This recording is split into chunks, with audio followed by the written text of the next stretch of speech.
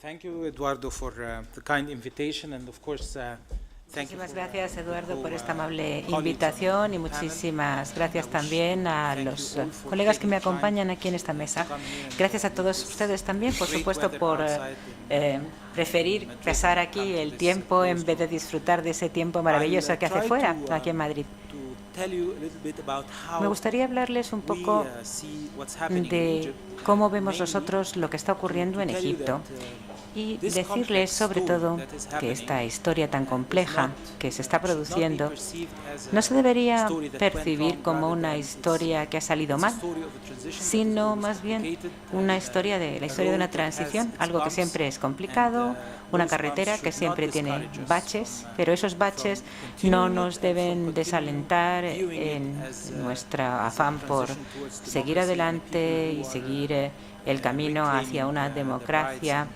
y freedoms that hacia those unas people personas que están reclamando sus derechos y I ver am cumplidas sure sus esperanzas de everybody, futuro. myself, people in Estoy Egypt, seguro de most of all, que but todo el also mundo, across the desde world, luego mucha when they gente en recall those Egipto days y aquí y en todo el mundo, Tahrir, with cuando nos acordamos de los Egyptians días de la coming Plaza together, Tahrir, all types todos of los Egyptians coming together egipcios unidos de todo in a tipo very de peaceful procedencias and y de emotional manera way muy to pacífica, determine the muy future. emotiva, para And decidir compare su it to futuro. those Si complicated moments comparamos we're eso going con through los now, momentos tan delicados por los que estamos atravesando are ahora, feeling that maybe Egypt has lost its role, quizás that se tenga la sensación de que Egipto ha perdido el rumbo, de que esa primavera árabe se ha convertido en Egipto en un invierno gélido o en un terrible verano del desierto. Sin embargo, creo que eso sería una visión distorsionada de la imagen real. Esto no es más que una parte de un proceso muy largo. Algunos de esos baches por los que estamos pasando son medios necesarios para llegar al fin que todos perseguimos. Creo que la palabra primavera ha tenido también su papel en todo este asunto, porque la primavera es algo suave, dulce, efímero y probablemente no se contemple como algo lo suficientemente fuerte como para superar las dificultades. Pero lo que está ocurriendo en nuestros países, y en Egipto desde luego así es, no es ese tipo de estación del año. Es un cambio muy importante en un gran país con casi 90 millones de habitantes, con una historia compleja, con una historia muy rica y con muchos retos, tanto internos como externos. Así que y también tenemos que pensar que cuando las cosas vayan mejor, pues entonces sí que quizás nos recuerde que esto sea otra vez la primavera. ¿Qué cabe esperar en los próximos meses y en los próximos años? Bueno, no es solamente lo que tuvieron ustedes que hacer aquí en España, de construir la transición, las instituciones democráticas, aunque es verdad que se hizo, aunque siempre hubiera lagunas de corregir, pero los cimientos básicos de una democracia y el consenso de lo que significa la democracia es precisamente lo que ahora se está fraguando en Egipto. Y ese es un proceso fundamental que no se puede negociar. Es algo que es el resultado de una evolución de la sociedad. Por ejemplo, ¿cuál será exactamente el papel de la religión en la política? ¿Hasta qué nivel tienen que introducirse la religión en todas las instituciones políticas, la relación Iglesia-Estado? Todo esto son interrogantes que se encuentran ahora mismo en proceso de evolución, en una fase de prueba y error. Eso es lo que está ocurriendo ahora en Egipto y quizás en algún momento lo que ocurra en Egipto pues nos permita avanzar más rápidamente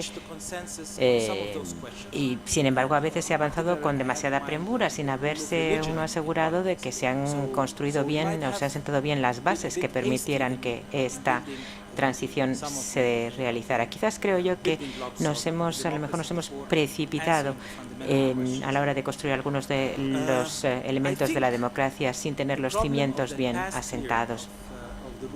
El problema del pasado año del régimen del presidente Morsi y los hermanos musulmanes no ha sido tanto el que el proceso lo hayan manejado mal, que sí lo hicieron, en mi opinión, sino que pensaban que tenían derecho a construir Egipto de una manera que fuera, digamos, coherente con lo que ellos creían, y que por haber ganado las elecciones tenían todo el derecho a diseñar de principio a fin el Estado y decidir cómo tenía que ser su futuro. O sea que el principal reto no es quién gobierna Egipto, sino cómo debería ser el Egipto del futuro. Hay, por supuesto, siempre rivalidades para saber quién tiene que gobernar, pero quizás más que quién gobierna Egipto, el principal reto radica ahora en saber cómo se gobierna Egipto. Muchos observadores han observado que los hermanos musulmanes en realidad no consiguieron nunca la mayoría después de la revolución. Siempre fueron la minoría más importante, el partido más grande, pero nunca tuvieron la mayoría. La única manera de conseguir la mayoría era establecer alianzas y coaliciones para poder tener suficiente base y suficiente respaldo tanto en las elecciones parlamentarias, legislativas, como en las elecciones en las que el presidente Morsi se dio cuenta en la que, a menos que pudiera hacerse con los votos más conservadores de los partidos salafistas y así como una porción significativa de las izquierdas, no iba a conseguir hacerse con la presidencia en la segunda vuelta, cuando solamente quedaban dos candidatos, el presidente Morsi junto con el antiguo primer ministro, el general Shafik. Así que nunca consiguieron la mayoría, aunque actuaban como si así fuera. Ellos pensaban que tenían la confirmación de que tenían una mayoría permanente y sólida. Eso es lo que ellos pensaban. Y claro, ellos decían e insistían en que el pueblo había optado por la vía del Islam. Y quizás es ahí donde empezaron a complicarse las cosas.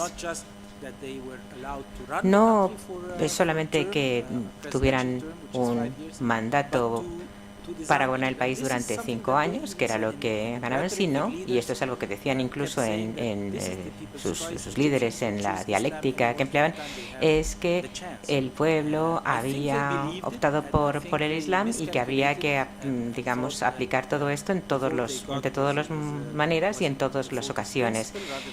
Así que creo yo que ellos pensaron que el voto que habían recibido era un voto de principios más que un voto pragmático, y ahí es donde se equivocaban, en mi opinión.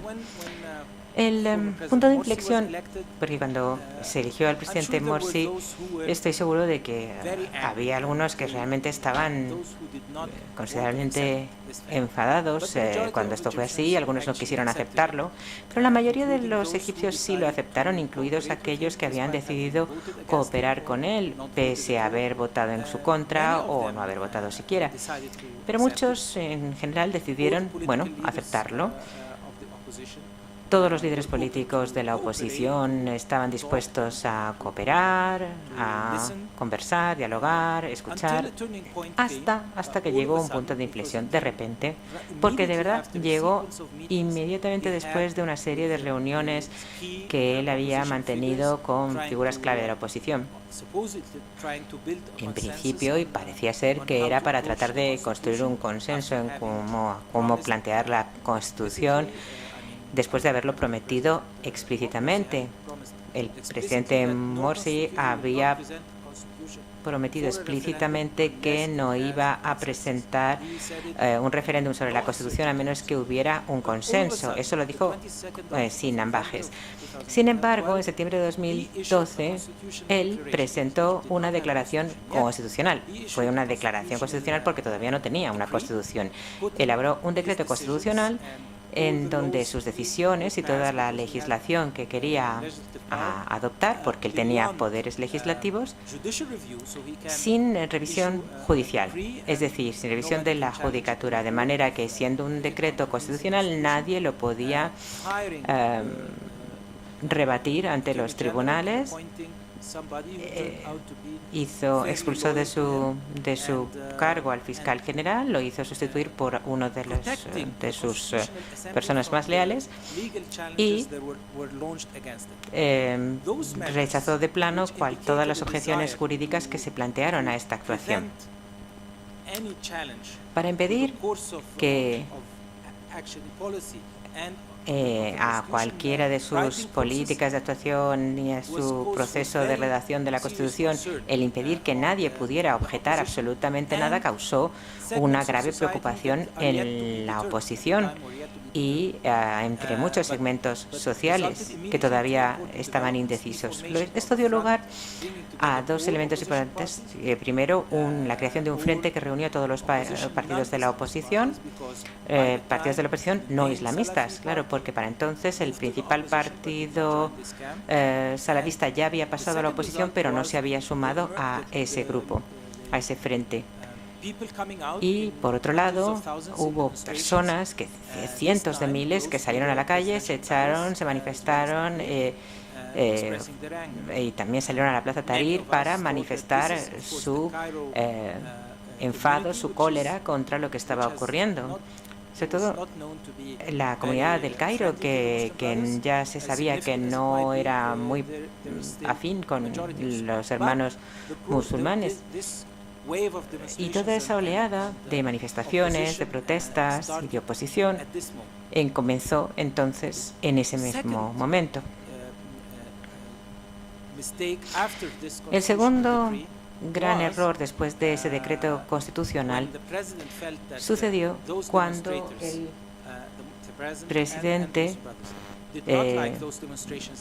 y los hermanos musulmanes vieron que no les hacían gracia esas manifestaciones, pensaron la policía no basta para refrenarlos y hubo un gran contingente de hermanos musulmanes que también se echaron a la calle, al lugar donde estaban manifestándose los miembros de la oposición, algunos que habían decidido hacer una sentada y acampar ante el Palacio Presidencial. Salieron ahí los hermanos musulmanes y básicamente les agredieron y les dieron una paliza.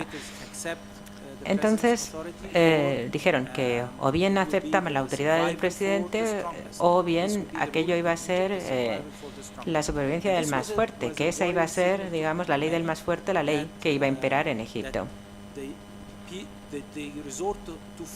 Así que quedó claro a partir de ahí que el recurso a la fuerza iba a ser parte del juego político. El tercer error grave fue la redacción de la Constitución, una Constitución que en un 80%, tal vez menos, tal vez más, pero bueno, en mi opinión por lo menos sí, el 80% de la Constitución es un documento que está bien, pero el resto tenía elementos muy problemáticos para muchos actores políticos y sobre todo para aquellos que adoptaron una postura más neutral en cuanto a lo que contenía la Constitución. Había una serie de elementos, como digo, especialmente problemáticos. Por ejemplo, el detalle en cuanto a lo que significaba el término Sharia, porque en algunos lugares se decía la Sharia sería el principal elemento, digamos, fundacional de la Constitución, pero en la propia Constitución se introducían unas definiciones que hacían que el sentido, el significado de la palabra Sharia fuera muy amplio, con lo cual fuera muy fácil utilizarlo para precisamente poder someter la voluntad del Parlamento a el contenido tan amplio, tan laxo y tan poco definido de lo que es la Sharia.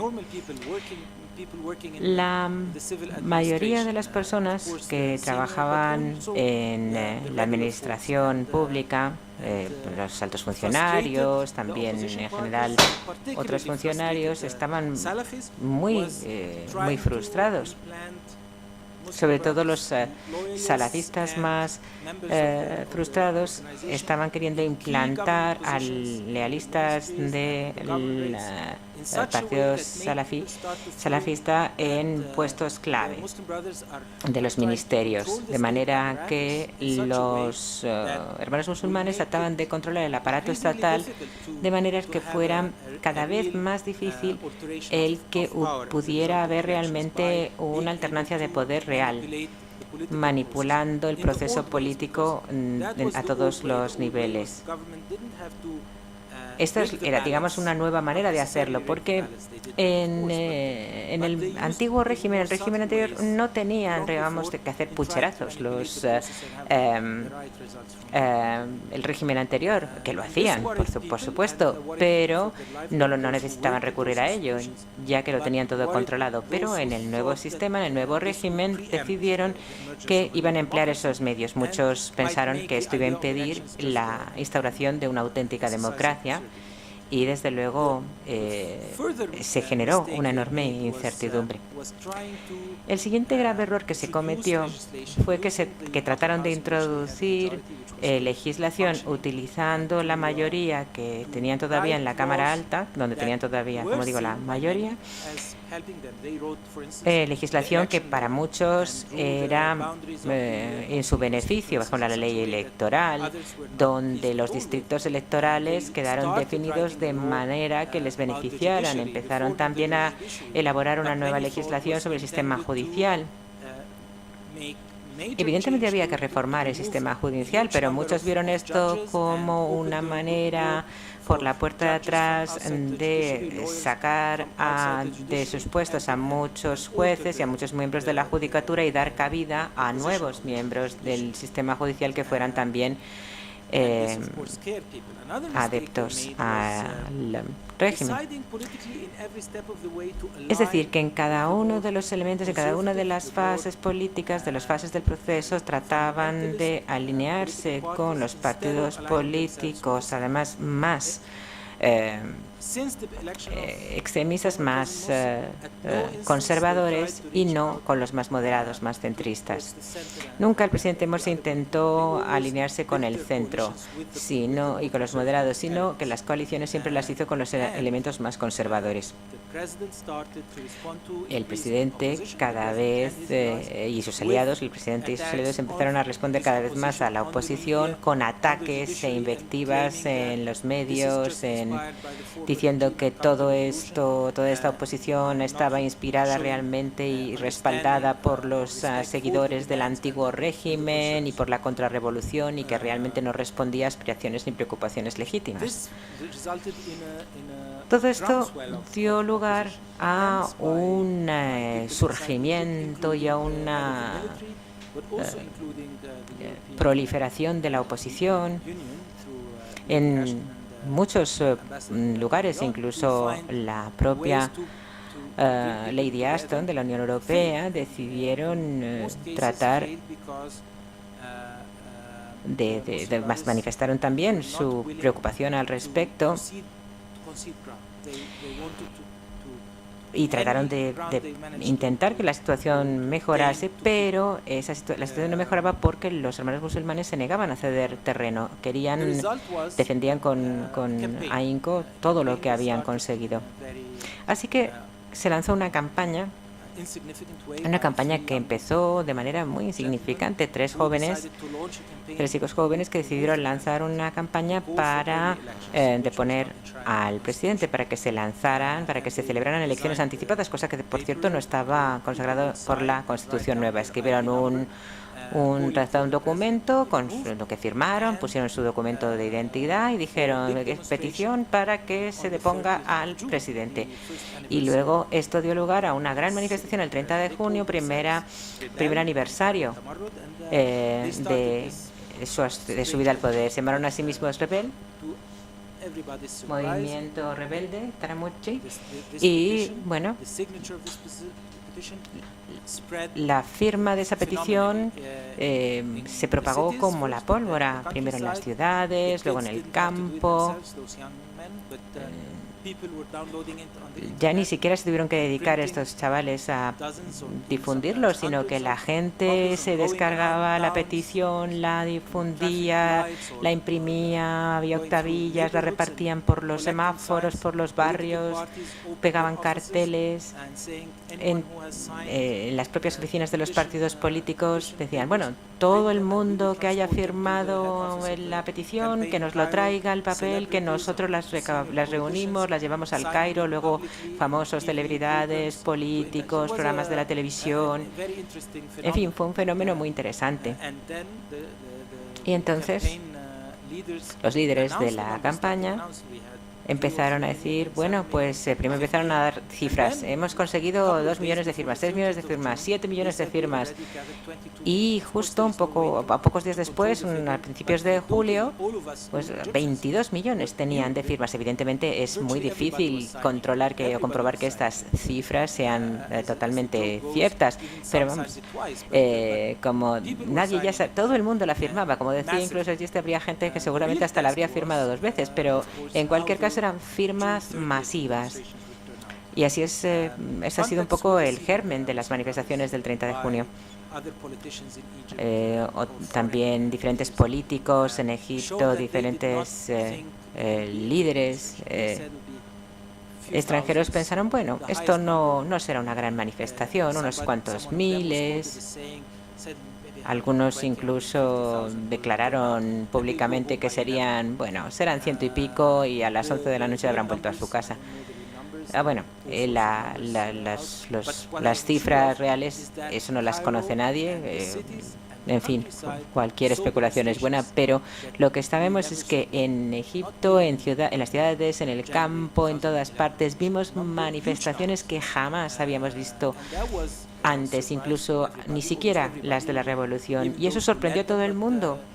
Sorprendió incluso a los propios que las dirigían y desde luego a los hermanos musulmanes. Pero claro, lo que fue todavía más sorprendente es que esto no diera lugar a que se replanteasen las cosas. Y en paralelo estaban ocurriendo más cosas. Antes de las manifestaciones del 30 de junio, se estaban tomando medidas sobre el terreno. Había manifestaciones en diferentes ciudades y pueblos de Egipto estaban impidiéndoles a los funcionarios pertenecientes a los hermanos musulmanes acceder a sus oficinas y a sus despachos. Estaban formándose este tipo de manifestaciones y de bloqueos en muchos lugares del Cairo y en otras ciudades. Y aquello empezó una escalada y la gente empezó a atacarse y a agredirse, a veces de manera sangrienta, y empezó a haber ya asesinatos. Y esto fue algo realmente muy, muy preocupante y alarmante. El siguiente proceso paralelo era el tratar de encontrar una salida al problema con los socios extranjeros y sobre todo los propios actores egipcios. Sobre todo el principal responsable era el responsable del ejército, el general Abdelaziz. De manera privada y en algunas ocasiones y un par de veces de manera pública, él trató de ayudar a la revolución. En primer lugar, hizo una declaración en mayo diciendo tenemos que resolver los problemas políticos de forma amistosa. Por favor, no nos pidan al ejército que intervenga. Nosotros nos replegamos. Y porque había, por supuesto, los que empezaron enseguida a pedir a voces que fuera el ejército el que interviniera para atajar el problema. Y luego le dijo de manera privada al primer ministro, si acepta usted que haya un reajuste ministerial y un nuevo fiscal general, podemos llegar a un acuerdo y nos olvidamos de pedir elecciones anticipadas. Y el presidente Morsi no quiso. Y evidentemente dijo que tendremos maneras de llegar a un acuerdo, pero por supuesto no se consiguió. Eso antes del 30. Después del 30 dijo el pueblo ha hablado. Espero que todo el mundo entienda perfectamente el mensaje. Y en las próximas 48 horas ya se verá. Pero claro, esas 48 horas siguientes fueron sangrientas. Mucha gente se quedó en la calle, empezaron a atacar a los funcionarios y responsables de los hermanos musulmanes, la cosa se puso muy fea, una auténtica espiral de violencia que fue algo que se empezaba ya a salir de control. Así que cuando aquello se produjo, el jefe del ejército se reunió con los jóvenes responsables de la campaña, de la petición. También se reunieron con Mohamed Al-Baradei, el antiguo director del OIEA y uno de los líderes de la oposición, y con el jefe del Al-Azhar, la principal institución islámica, también el pope de la Iglesia Copta de Egipto, los dirigentes del nuevo partido salafista, así como del Partido Libertad y Justicia. Y no quiso asistir el dirigente del Partido de los Hermanos Musulmanes. Se propuso delante del presidente que hubiera un nuevo referéndum. Él se opuso y ellos insistieron y dijeron que se eligiese como presidente provisional al jefe del Tribunal Constitucional, de manera que se suspendiera la Constitución y se lanzase un nuevo procedimiento para volver a redactar la Constitución, lanzar un nuevo proceso que se vería seguido después por unas elecciones. Los salafistas insistieron en que tenía que basarse el proceso en la Constitución existente. Eso se acordó y eso es lo que se anunció. Los hermanos musulmanes, como cabía esperar, rechazaron todo esto de plano y dijeron que el presidente era un presidente legítimo. Se puso bajo custodia al presidente y los hermanos musulmanes empezaron, habían empezado ya una semana o así antes, a hacer una sentada en el Cairo. Esas sentadas empezaron a crecer y en poco tiempo, al principio las cifras no crecieron tanto, pero sí que empezaron a convertirse en una preocupación en materia de seguridad, porque la gente veía, se daba cuenta de que estas personas se estaban armando, estaban construyendo muros, estaban, digamos, atrincherándose, y las fuerzas policiales empezaron a pensar que realmente esto se estaba convirtiendo en un grave problema de seguridad. Una zona que empieza a verse un poco atrincherada, amurallada, se militariza, pues al final acaba convirtiéndose en una zona que no se puede tocar, una zona intocable. Y eso es de lo que tenían miedo los responsables de seguridad. Y por lo tanto insistieron en que había que desmantelar y desconvocar la sentada. Y eso es lo que ocurrió. Y cuando se hizo esto a mediados de agosto, ya saben ustedes que este fue un proceso muy sangriento, pero por ambas partes, lo que confirmaba los miedos, los temores de que esas personas que estaban allí se habían vuelto muy peligrosas, porque 50 de los agentes de policía que participaron en la operación resultaron muertos y muchos más heridos a lo largo de la misma. Saben ustedes que nuestra policía está muy bien protegida, muy bien entrenada, muy bien armada, y por lo tanto el tener tantas bajas indica la situación de seguridad tan difícil que existía. Sea como fuere, así es como están ahora las cosas. El país sigue la hoja de ruta que se decidió desde el primer día en que se depuso el presidente Morsi, redactando la Constitución, preparando las nuevas elecciones, y al mismo tiempo tratamos de resolver ese problema que creíamos que no existía. Los partidos islamistas dirigidos por los hermanos musulmanes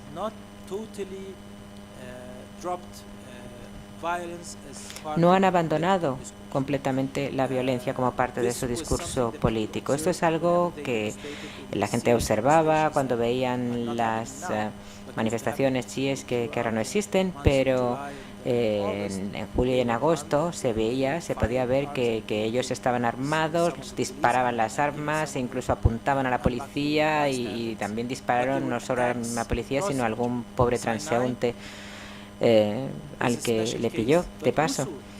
Y esto no solamente en el Cairo, sino en otras ciudades y en otros pueblos y aldeas. Nadie sabe exactamente si se trata de hermanos musulmanes en sí, o si son aliados o afines, pero es un fenómeno extendido. Y ese es uno de los dos grandes problemas con el movimiento islamista que hay que resolver. El primero, el que mencionaba al principio, es que ellos creían que la democracia eran las elecciones y no se daban cuenta de que al ser elegido uno tiene solo el derecho a gobernar el país durante un periodo concreto, no cambiarlo de principio a fin. Y el segundo es que la violencia siempre estaba muy cerca de la superficie, siempre estaba muy a flor de piel. Los que tenían armas las usaban.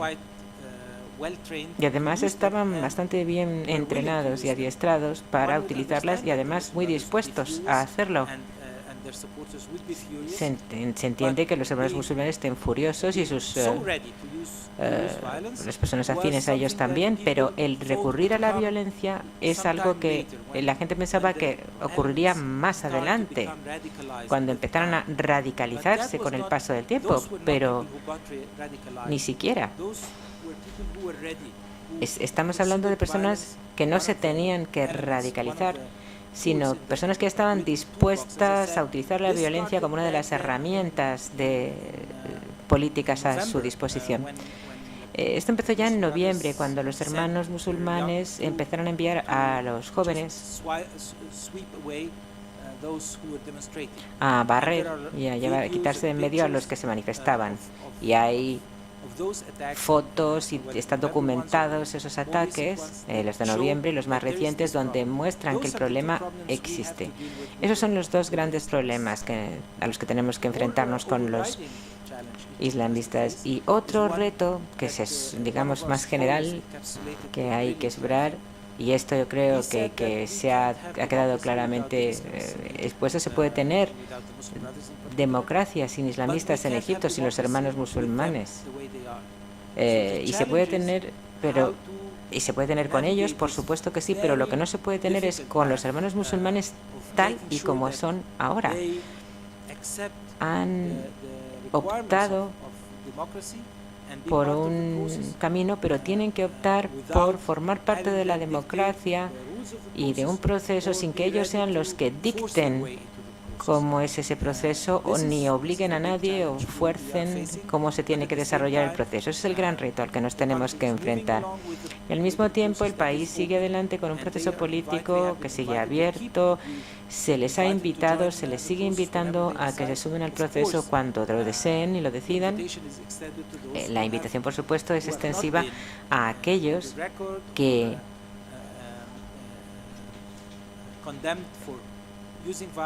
no se les haya condenado ni tengan antecedentes penales por uso de violencia o por incitación a la violencia.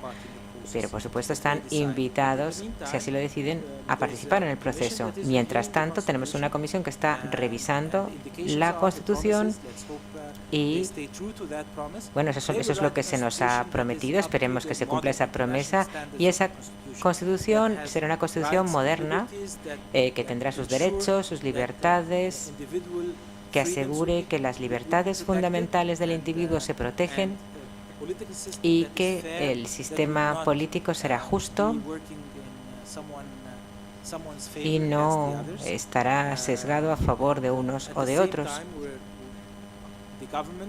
Al mismo tiempo, el gobierno, con un respaldo muy, muy firme, y así se lo digo, a veces demasiado firme incluso, de la opinión pública, quiere atajar la violencia, pero no solamente en las grandes ciudades, que es lo que sale en primera plana, porque es lo más visible, sino en los barrios, en los pequeños pueblos, de aquellos que se sienten encolerizados y tienen sus razones con lo que ha ocurrido, pero evidentemente el responder con la violencia no les está granjeando mucha popularidad. Y luego tenemos, por supuesto, los grandes problemas económicos a los que se enfrenta Egipto, porque simplemente para responder a las necesidades del pueblo, el país está ahora en dificultades. Hace un par de días el Gobierno ha aprobado un paquete de medidas para fomentar el crecimiento y también para reducir algunas de las cargas que pesan sobre las capas más desfavorecidas de la población. Lo último que quería decir es que ese impulso, ese ímpetu hacia la democracia de Egipto ya no tiene marcha atrás. El 65% de la población, de los jóvenes, la enorme mayoría de Egipto, incluso las personas mayores que también creen en la democracia y sus valores, no como un concepto abstracto, sino como ni como un ideal abstracto, sino como una manera muy práctica y pragmática de gestionar un país y de hacerlo mejor, están ahí.